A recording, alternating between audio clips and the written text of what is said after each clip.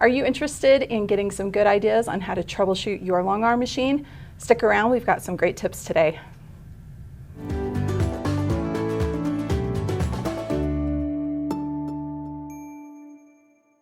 Welcome to Handi Quilter Watch and Learn. I'm Kim Sandberg, and today I have a special guest. I'm Kaye Collins. So Kaye, tell us a little bit about yourself. Well, I live about 45 minutes south of Handi Quilter in Lehigh, Utah, and my business name is OK Quilting. Which I love. Love, love, love. So I have been a quilter, made my very first quilt in 1989. Awesome. But you know, now I got crazy about quilting in 2014 when my son joined the Marines. And it was like, I was just sewing and sewing and sewing. And I was keeping 3 long armers busy. Wow. And I was like, maybe I should learn how to do this. Maybe. And here I am. And so I love long arming. There's just so many creative possibilities. There really are, there really are. I know, and we are so lucky to have you be one of our national educators. Oh, I'm so glad. I love traveling the country and teaching beginners. I love it when, you know, all of a sudden their eyes light up and they're like, oh, I get it now. That is so much fun. The aha moment, right? The aha moment. It is fantastic, yeah. No, we love having you. And you may find Kaye at a local quilt shop. Like she just mentioned, she does teach all over the U.S. and other places. Maybe even, who knows, soon, other places.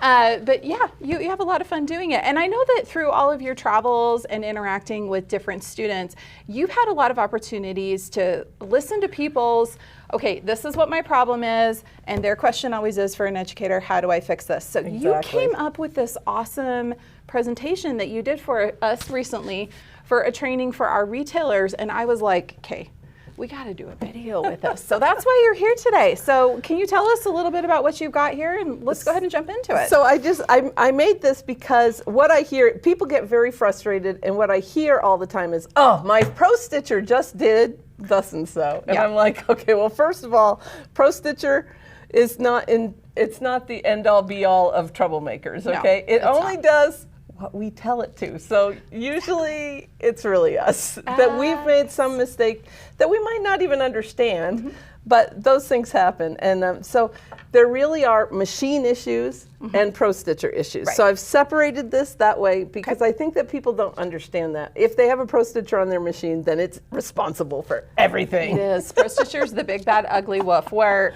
the simple truth is sometimes it's just a tension issue, or maybe your bobbin isn't quite correct or something. So yeah, absolutely. Oh, I'm excited to see what you've got here, because I know I've got to see you do this presentation once before, and I was like, wow, I didn't know that. Oh wow, this is really great. So well, great. Let's roll through it. So really my goal here is to make sure that people understand what we ask for maintenance.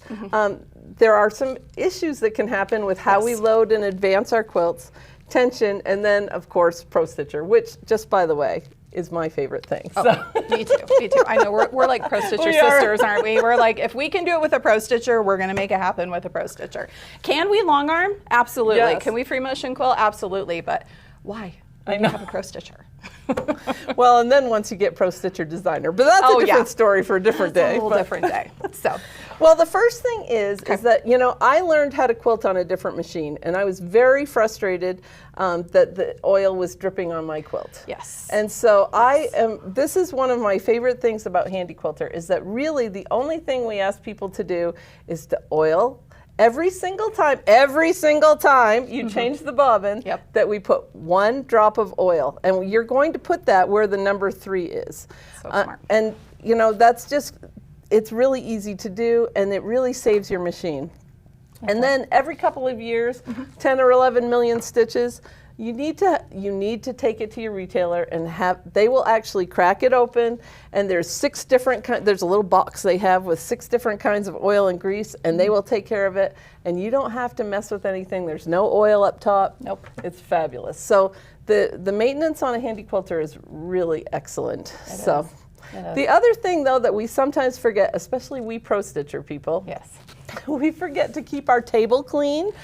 And you know, threads they just produce all these little threads. Plus, there's a lot of lint. So I keep a microfiber cloth by, and especially when pro stitchers waking up in the morning, I go and wipe down my table. Smart. And I still sometimes get thread caught in my wheels. Oh, it just happens because Quilt tops are thready and linty. Yeah. They just are. It's just a fact. Number one is pointing to the little black baffle that goes behind the bobbin case. Okay. If you have that, which is in our Amara family, yes, you can use canned air or an air compressor to clean out that area. Right. But if you have a Moxie or the Infinity, you shouldn't use that. You should use a brush. But number two is pointing to the little light, because those tiny little wires can break. So don't be too crazy in there cleaning it out. And then number three is just where you put the oil. So easy maintenance on our machines. Keep it clean and oil it every time you change your bobbin. Done. Yep. Right? It's an awesome thing. Yep. Now with loading, really there's a couple of things that people can do to make sure that things are going to go well. And the first is that they should always put a plumb line. And this is when you just have your backing on and your batting, to put a plumb line. This is me actually putting a plumb line on a quilt the other day. Cool. And what that does is now you know where straight is compared to your frame. Right. And so everything's going to work a lot better. The other trick, and a lot of people skip this one, is that you should always base the sides of your quilt when you advance. Now there's two reasons that's important. First of all, it holds your quilt straight. But second, if you're a Pro Stitcher user and you're doing drag and drop, if you always base the sides of your quilt, you will never tear your quilt, because your needle will not be down in your quilt. Exactly, exactly. So this is, you know, when we teach this, we always teach these two things. This is part of what we call best practices. Absolutely. It's just things that you do to ensure the best results. Yep. Absolutely. Now the other thing is that, and I have discovered over the years that we have a dominant hand, and when we are quilters, we want everything to be smooth and lovely. So we advance and we start touch. Well, guess what? If you're right-handed, your right hand is pushing harder, even though you think you're being even. So you have to tame that hand and barely touch with that hand, because what's happening is you're actually pushing your quilt to the right. Yep. So a lot of the drift issues we are totally causing ourselves. Yep. It's very, very, very true. If you wound that quilt top and quilt back and you don't have any waffling on the sides, as it unrolls, it's going to unroll straight. Right. But we go, let's get that perfect, and we mess it up. So so keep, be gentle with your touching.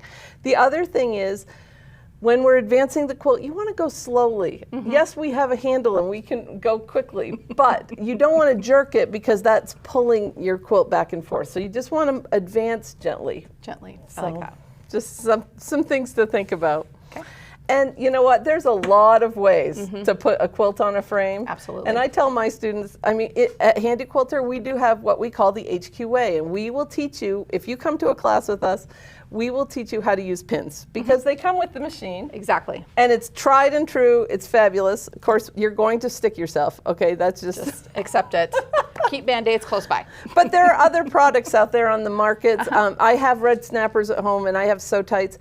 Just know all of these things can work, and sometimes there is a right tool for the job, depending on what you're doing. I still pin sometimes, because that's the right thing. So. Yep. But just make sure that whatever you're using, that you're using it correctly. I like that. I like that. Yeah.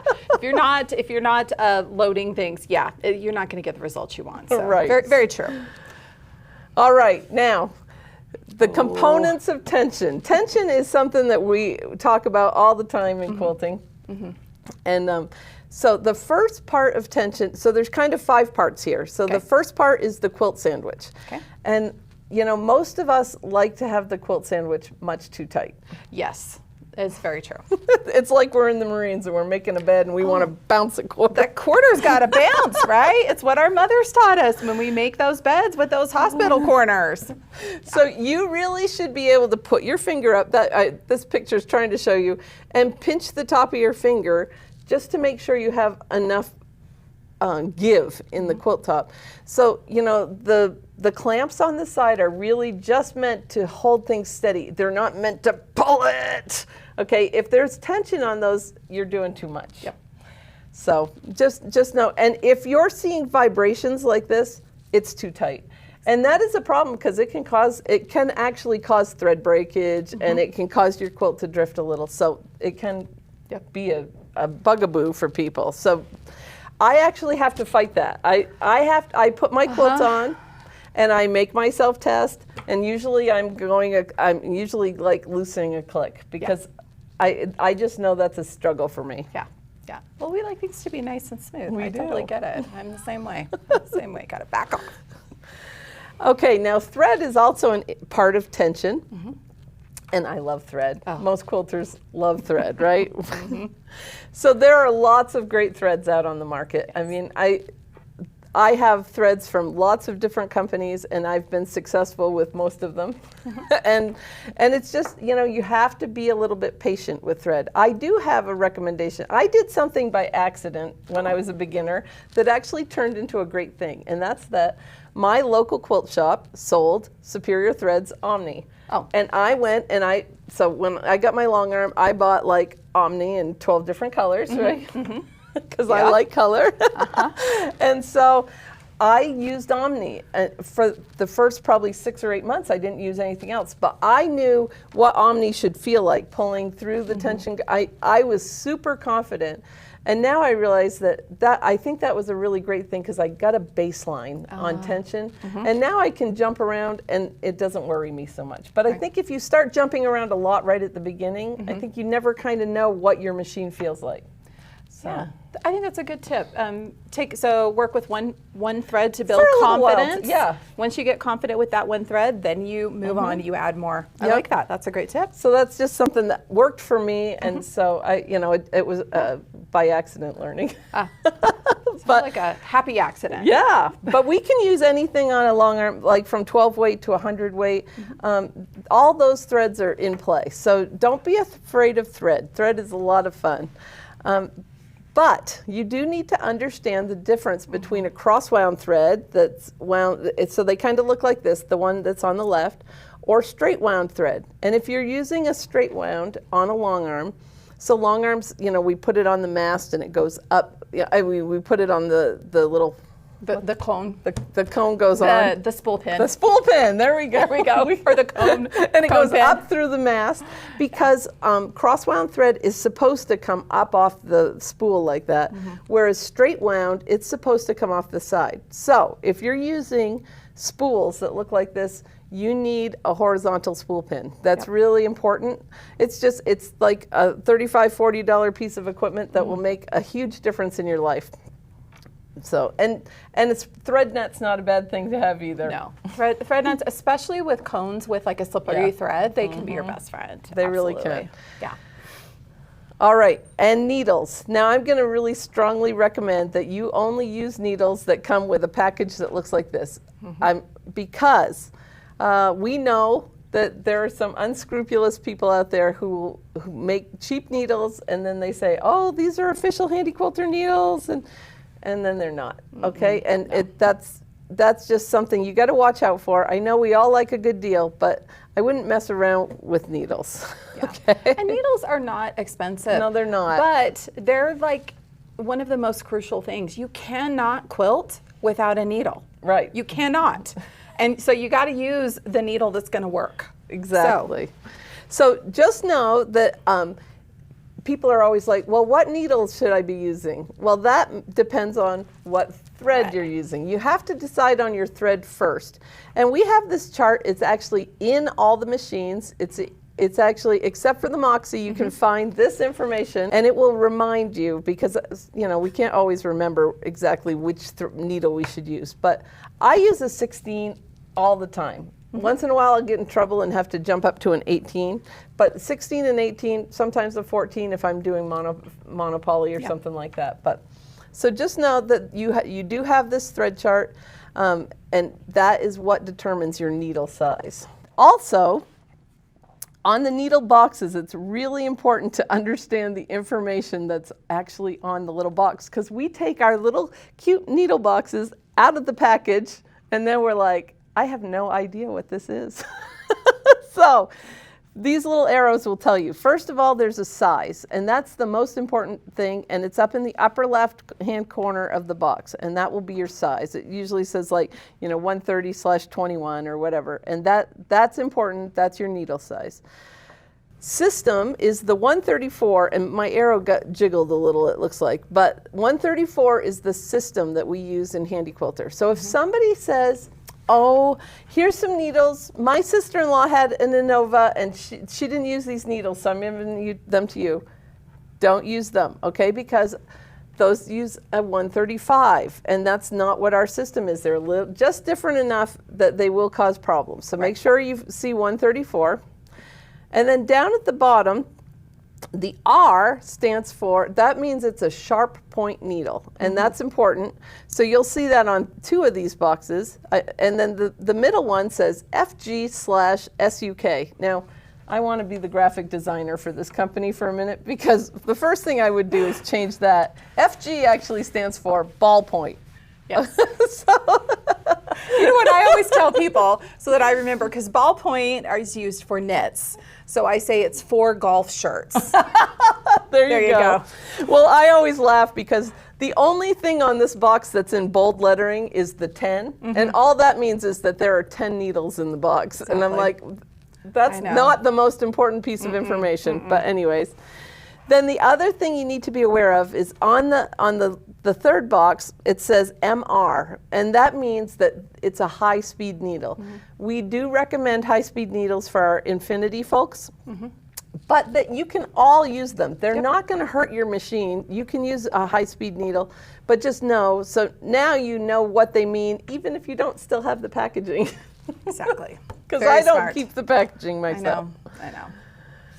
All right, the other part of thread and everything is bobbins. And I'm also going to recommend that you really stick to Handi Quilter packaged bobbins. A couple of years ago, the market was flooded with a bunch of cheap Chinese bobbins. And, you know, they looked right, but the tolerances on a bobbin are to the thousandths of an inch. And that can really be a problem. So a lot of times you'll be having problems and you don't even realize that it's your bobbin. So just, that's a good thing to check at some point, but use correct bobbins. The other thing is we teach the bobbin tension test.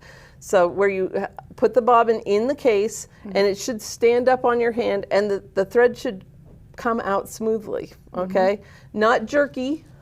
You shouldn't bounce it. No. And if the bobbin just hangs in midair like a spider, then it's too tight. Right. And if it just lays there and the thread comes out easily, it's too loose. So you're going to adjust the big screw that's on the side of the bobbin case. If you take out that little one, you will never find it again. You'll just buy a new bobbin case at that point. Just buy a new bobbin case. So only touch the big screw. And here it's a couple of bobbin cases. The one on the right actually has a built-in backlash spring that you cannot remove, but the one on the left is what most of us are using these days, and it's kind of got that bluish steel, and that is a backlash spring, and it can pop out. If it pops out, it goes back in. It's kind of like IKEA. It's got little tabs and there's little holes. I love that. But you need to remember that it's going to go in so that the curve is going up, because the bobbin should actually bounce just a tiny bit if you touch it. The very first time I quilted, I was so excited. I had that bobbin case in my hand. I'm being so careful. What do? I drop the bobbin case on my concrete floor, and this backlash spring falls out. Oh yeah. I mean, I haven't taken a stitch yet. So I tell all my students, I've learned everything by making mistakes. Oh yeah. No, that's how you learn. I know I've learned the same thing. I always do my bobbin case with my hand like on a table or like on top of the quilt or something like that, because I can't. Someday when I move and we actually clean out my quilting room, there's going to be like 47 bobbin springs all over, stuck under baseboards in my house, right? Probably you too, right? Someday somebody will be like, "What is this thing? What is this thing? There's so many of them. Where'd they all come from?" So until you get your bottom and your bobbin set, once you get that tension set, then you can worry about your top tension. I mean, there's a reason this is last on the list, and that's because yes, it's important, but it's not the only thing in tension. There's all those decisions that go before. And so if it's really tight looking on top, like these stitches look pretty flat on top. And then you can see how on the bottom, I put a different color bobbin in so you could kind of see that.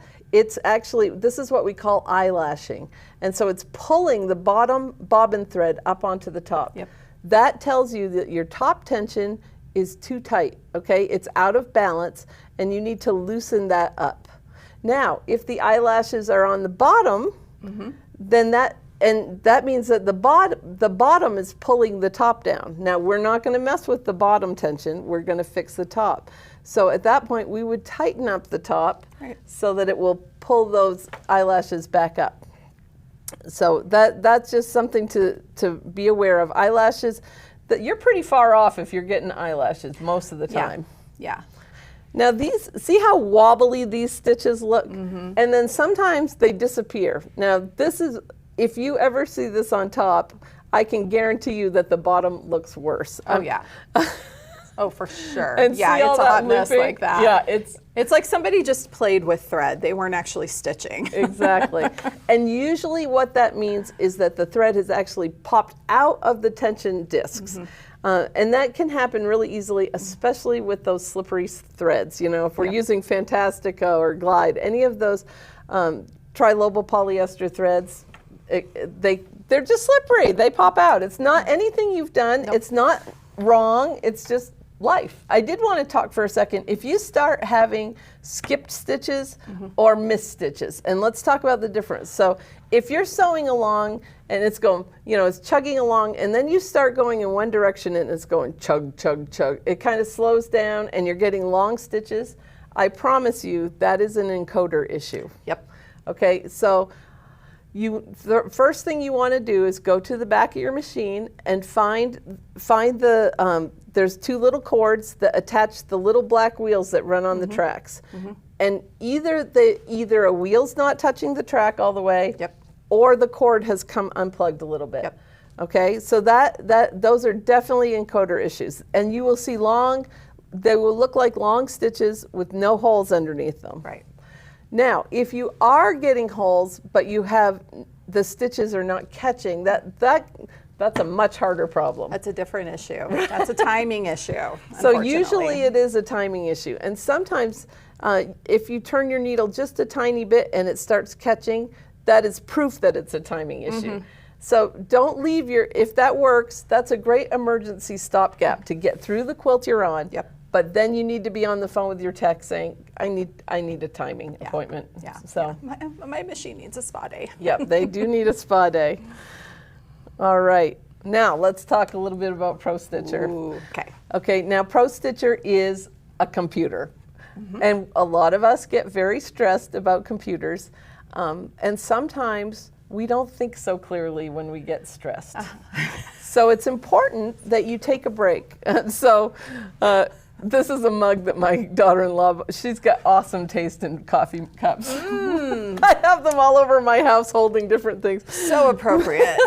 Okay, but if you get stressed, please stop quilting and go take a break. Quilting is supposed to be fun. If you're really getting that frustrated, you're not thinking clearly and it's time to take a break. Because a lot of times you'll come back in 10 minutes and it's like, oh. That was silly. So. All right, first thing about Pro Stitcher is when you are new, you forget the order of where the things are. And I am such a geek, but I always make my students do a little cheer with me that we do tab, ribbon, sidebar, okay? But that is where the information is. And if you can kind of think about what you want to do and you go to the tab, then you're going to drop down to the ribbon, and then the fine tuning is over in the sidebar. Yep. And if that causes so many problems for our beginners. But here are some real life things coming. So I don't even want to know what the statistics are, but I know they're high of how many calls Handi Quilter gets a week of, I am dinging my area and I can't see anything. It's not showing. Anytime you're like, I can't see something, the word see should trip something in your brain that says, I need to go check my view. Okay, so that is often just somehow you've managed to turn something off. So if you're not seeing start and end points, or if you're only seeing start and end points. Yeah, because you don't see your design, but you know the design's open, floating start and end point. It's a clue. Right. So if it's a C issue, then go look at your View tab. Smart. Okay, Very because smart. that's usually where the problem is. Yep. Settings is another place where sometimes people go in to, they just want to go see what's happening and they accidentally click something. And I don't even tell beginners about the settings because you can get into some trouble. So if you're a beginner, don't change anything in there. It's okay how it comes from the factory. Just leave it alone.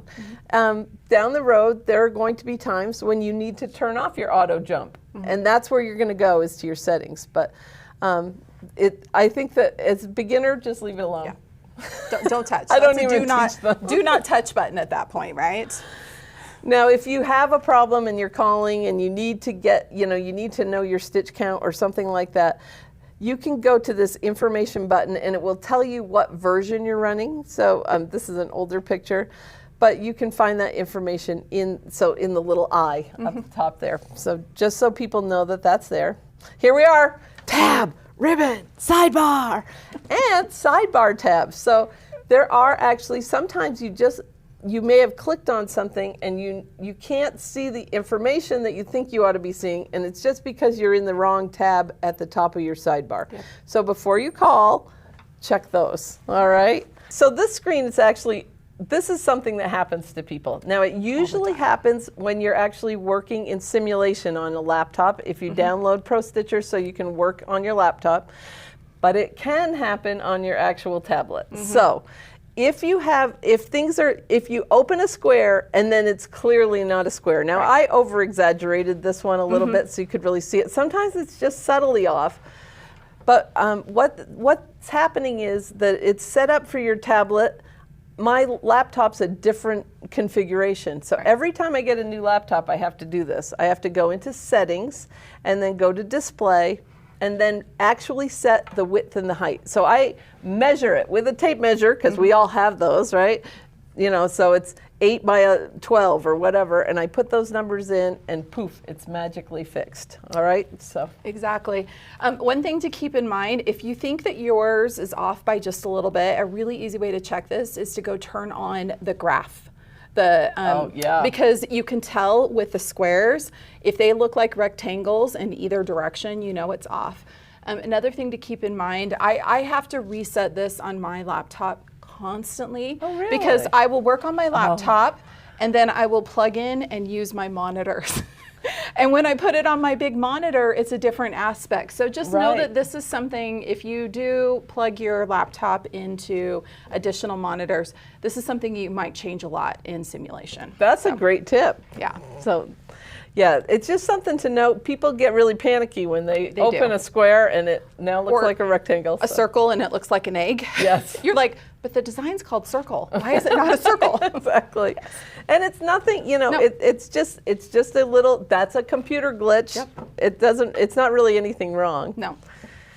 Now we can also decide how many stitches are in this design. And so we can go to this tab that's Stitch Stats, and it will not work while you're actually stitching. You have to do it before or after, but it will tell you. So I've had quilts that were 270,000 stitches. Well, for me, that raises a red flag, because I know that needles are, they recommend maybe 80,000 stitches on a needle. Okay, well, I will probably overdo that. But at the same time, if I put in a new needle at the beginning of that project, and 2/3 of the way through, I'm starting to have some thread breaks. Yeah. The red flag's already in my brain that probably I might need another needle. So that gives me one of my troubleshooting techniques, is to just know how many stitches there are. That's now smart. There are some among us, I won't mention any names, but it might be Megan Best, who, judging on the stitch count and the thread, could tell you exactly how many bobbins you're going to need. But I am not that mathematically inclined.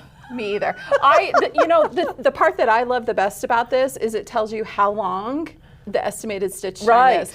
So I can look at it and go, okay, am I going to be able to finish this quilt before lunch, or is this going to take me 3 days? Yeah, exactly. And that's important, because we all have life that happens. Exactly. Okay, so now these are some actual issues that I've seen. Some of these I've had to recreate, but you are going to see some pictures here that I have lifted off Pro Stitcher Posse or Beginning Pro Stitcher online, of actual pictures that people send in and say, what do I do? So this one's a recreation, but Why? So people are wondering, why won't it stitch? Now this is more of a newbie era, but the problem here is that they don't have the quilt button selected. Okay. Now, a few years ago, this was a new feature, and everybody lost their minds for about a month because they had to push this extra button. But now I think most of us have it, and so that's something we look for. Yep. But now this one, I may have to put on my glasses, but I think I remember what this is. This one also is, it won't stitch. Again, how come this one won't stitch? Okay, I'm looking at the screen trying I know, it's tiny for us, but well, what's happened is over in the sidebar, the hint is in the sidebar, and that's that we've actually turned off our stitch. Okay, so it's in air stitching mode at this time, and so it can't stitch. It will run, it just won't stitch. Right, because we have told it, don't stitch. All right, and so sometimes we turn that off to do certain techniques, and we just forget to turn it back on. Yep. All right, now, sometimes we get these kind of questions. This edge-to-edge design just doesn't look good. And this is one of our designs that's actually in ProStitcher. And a lot of times, beginners just think that they're going to open up their designs and they're going to magically look beautiful. Well, sometimes that works, and sometimes you have to do some things. And in this situation, you actually have to change the gap. So by changing the gap, we're changing the vertical space between the rows. Right. And then all of a sudden, this design, I think see how much better that looks? Yeah, you gotta. So if you just change the gap, now it's like, oh, that's a cute design now. Before it was just kind of like, what is that? Those are really big spaces. Now, this is where people panic. Everything stopped. What do I do now? And this is an actual picture that was sent in. And because they sent a picture of their whole screen, we knew what the answer was. And the answer is up in the upper right-hand corner where there is a big lightning bolt on the motor button. Yeah, they had a motor error. They lost connection between their motors and their ProStitcher tablet. And that can happen. Yep, it can. So often you can just fix that. I tell people, go ahead, touch the lightning. It'll be okay. Zap. And they're all like, I don't know. But most of the time you can just touch that lightning bolt and it will actually reconnect everything. But now your crosshairs have moved and you're going to have to reposition after that. So there is a tiny bummer in that one, but you're going to get really good at repositioning.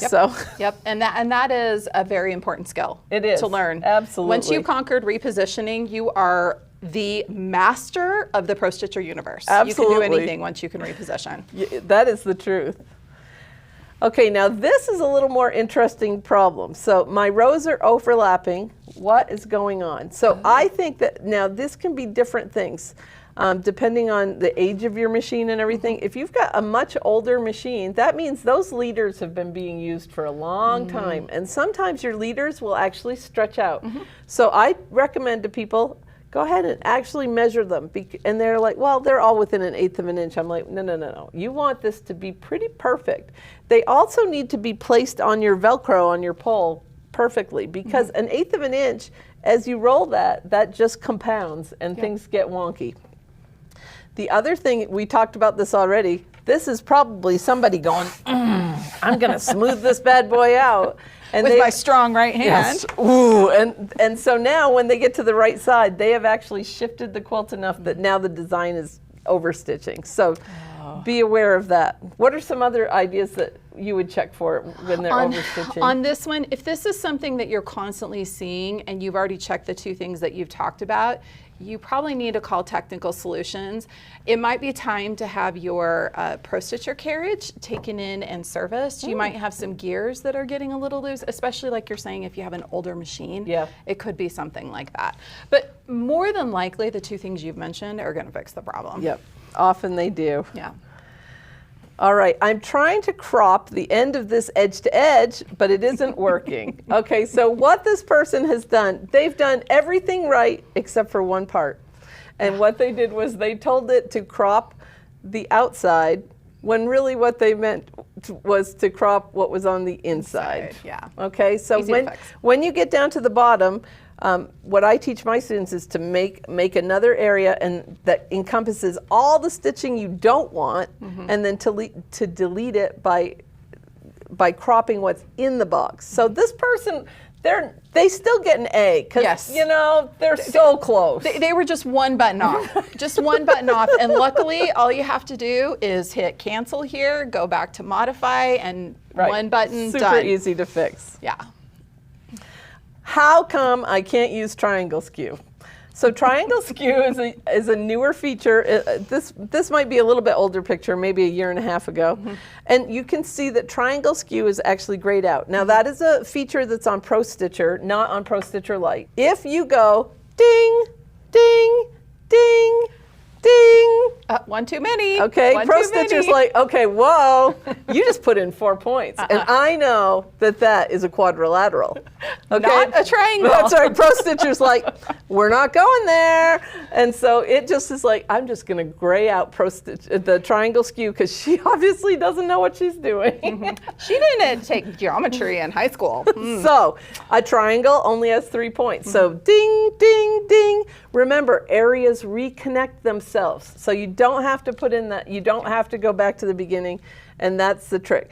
Now, honestly, if you've done this, here's the answer. You go back to your area tab, say clear, and just do it again. It will take you 7 extra seconds, and it's easy to fix, okay? Okay, why is my thread break alarm going off all the time? That is so annoying, okay? So usually what that means is that your little check spring, that little spring that's right by your tension knob, the little tiny circle is actually a magnet, and that check spring and that magnet talk to each other. And usually what's happening is your check spring might be a little bent or something, or it might not be moving all the way, and so it's telling your machine that you have a thread break even when you don't. Every once in a while, this might actually be a tension issue. If you don't have enough tension on the thread, the check spring won't move, and so it won't read that it's creating stitches. Sometimes that check spring, if it's bent, you can just bend it back a little bit. It should almost be brushing right against it. The other thing is you can have the check spring replaced. When everything is just messed up and I cannot get it to work, I unthread the whole machine and rethread it, because even though it looks right, there might be a little piece of lint somewhere that is causing issues. So even with this issue, I would probably, before I panicked, I would go ahead and rethread. That's smart. That's very, very smart. So, yep. Or just turn the whole thing off. Yeah, and Reboot. you can. You do not have to use the thread break sensor. Right. You do not, let me just stress that. You don't have to use it. I like to use it with my Pro Stitcher because it means that I can, you know, it'll stop when it runs out of bobbin or something. So that's the issue. If you turn it off, your machine's just going to keep running without thread, and you're going to have all your little pokey holes, and you're going to be like, oh, that was lovely. Well, the design was in the right place. Let's try that again with thread. All right, so here's something that people like to do. So they want to go around an applique, like Sunbonnet Sue or something, but they don't want to have a whole bunch of overstitching. Right. Now, I just need to make sure you understand that when you crop something, so if you're cropping an edge to edge around Sunbonnet Sue or something, you are giving Pro Stitcher permission to use that pink line to do whatever it needs to do to get to the next place. So, so you might get 5 levels of overstitching right here, and there might not be any overstitching here. Right. And we will look at that and be like, what is Pro Stitcher doing? Why didn't it just go here? It's right next door. But that is it. Pro Stitcher is a computer, and it works on numbers. And so it is going to go to the next number in the sequence, even if that's over here and there's a stitch that's, you know, a place that's closer. So it doesn't always make sense to us, but mathematically, Pro Stitcher is always correct. And so if you don't want to give it permission, don't close your edges. Right. All right, so that's one thing, is don't close your edges.